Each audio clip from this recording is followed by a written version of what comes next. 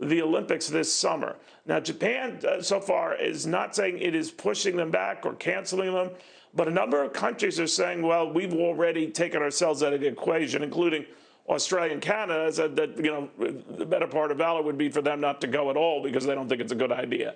Again, we don't know what Tokyo is going to do, but we do know that the pressure is building to put this off. Doug Eldridge, sports agent extraordinaire, on what happens then.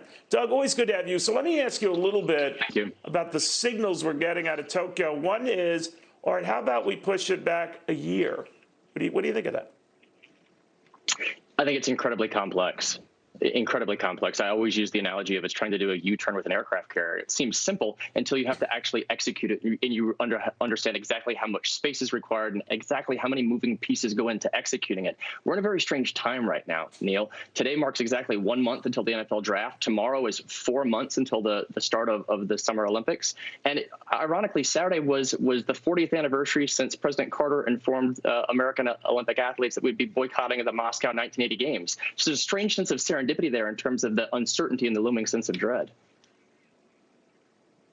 Well, that was in response, to the invasion of Afghanistan on the part of the then Soviet Union. 4 years later, the Soviets returned the favor by skipping out of the LA Olympics. Now, this is a little different in that it's all driven by this virus and concerns about leaving the athlete safety out of it, even fans, even whether they were in the stands or not. So what do you think the effect of this will be?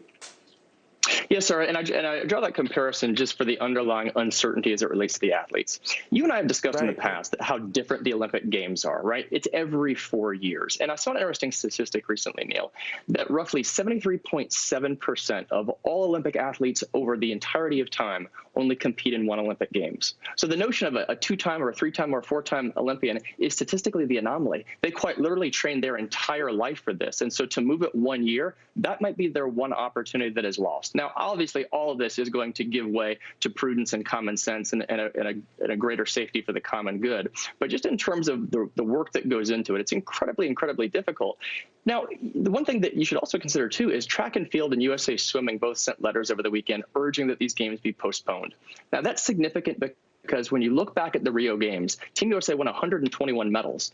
65 of those came from swimming and track and field, or roughly 54%. This is obviously also going to push trickle-down pressure on NBC because two of the three bellwether events, the third being gymnastics, if they're going to ostensibly possibly pull their athletes, Team USA Swimming and USA Track and Field, and that's going to have a tremendous economic impact, especially when NBC does roughly $1.2 billion in integrated ad sales around Rio and estimated even more than that for Tokyo. So everybody's in limbo, the athletes, the sponsors, the networks, everyone.